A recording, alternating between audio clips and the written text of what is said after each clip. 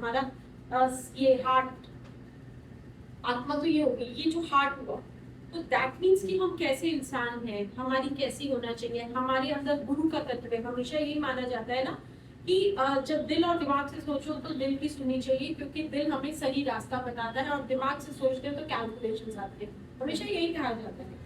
तो ये वाले भाव में इसीलिए गुरु को, जुपिटर को क्या किया गया, उच्च कर दिया गया, ताकि हम चीजों को बैलेंस करके चल सके, परिवार को बैलेंस, और परिवार में गुरु का हमेशा आशीर्वाद रहे, बुजुर्गों का आशीर्वाद रहे, परिवार में कहीं ना कहीं बड़ों की चीजें, और एक जो हम हमेशा अपनी कोई भी इंसान हो अपनी पिछली चीजों को लेके आता है, एंसेस्टर्स की चाहे प्रॉपर्टी लेके आओ, एंसेस्टर्स के का ज्ञान लेके आओ, उनके रिचुअल्स लेके आओ, तो 4th हाउस से वो वहां पे हो रहा है, दैट्स व्हाई यहाँ पे ये उच्च का हो रहा है। क्लियर? 6th हाउस किसका होता है? रोग, ऋण, शत्रु। अगर कोई रोग है तो हमें कहाँ जाना चाहिए? हमारा एक आईक्यू, बुद्धि काम करनी चाहिए। हमने कहीं लोन ले लिया है, उसको हमें किस तरीके से चुकाना चाहिए। शत्रु है, हमें उसको बुद्धि से ही टैकल करके खत्म करना चाहिए। इसलिए यहाँ पे बुद्धि को उच्चता दी है। हमारी कोई भी चीज में कभी भी कोई चीज ऐसे ही रैंडम नहीं हो कि कहीं ना कहीं हर चीज के पीछे लॉजिक है। 10th हाउस को आप पिता का भाव भी कह सकते हैं, आप बिजनेस का भाव कह सकते हैं।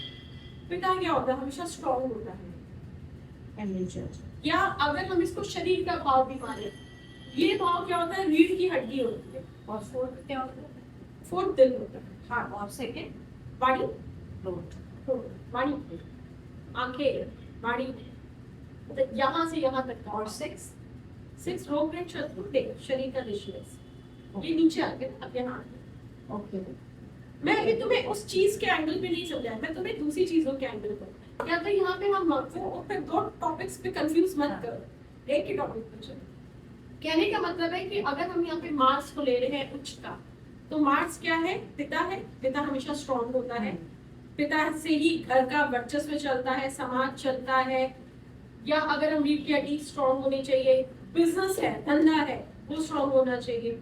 वहां पे सॉरी ये भाग छूट गया। सैटर्न, 7th हाउस क्या होता है? हमारा पार्टनर, जीवन साथी, जॉब।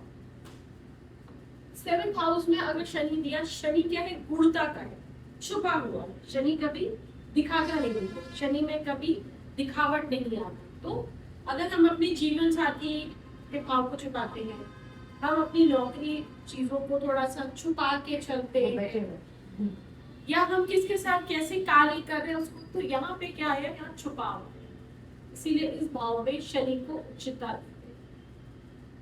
और शुक्र वैसे भी जीवन साथी का ही माना जाता है, तो उसी भाव में शनि में छुपाव की स्थिति गई, इसलिए इसको उच्चता देते हैं। 12th हाउस में क्या चीज उच्च की है? वीनस का उच्च का होना क्या दर्शा रहा है? आप अपने अड़ोस पड़ोस चीजों को किस तरीके से लेके चल रहे हो, दुनिया में आप दिखावट करके चल रहे हो, दुनिया में आप अपनी एक अलग इमेज बना के चल रहे हो, लग्जरी दिखा के चल रहे हो। तुम्हारे पास चाहे 100 रुपए हो, पर दुनिया में हमेशा हर इंसान दिखाएगा मैं 200-500 रुपए कमाता हूँ। हर इंसान अपनी स्थिरता या हम जैसे चेहरा होगा हम उसमें मेकअप करके अपने आप को दिखाते कि हम ऐसे हैं। हम घर में चाहे जैसे फटे फुटे पहन के बाहर निकलेंगे तो एकदम बेस्ट। तो जब हम दुनिया में आ रहे हैं, बाहर आ रहे हैं, तो हम अपना बेस्ट दें। तो यहाँ पे इसीलिए वीनस को कुछ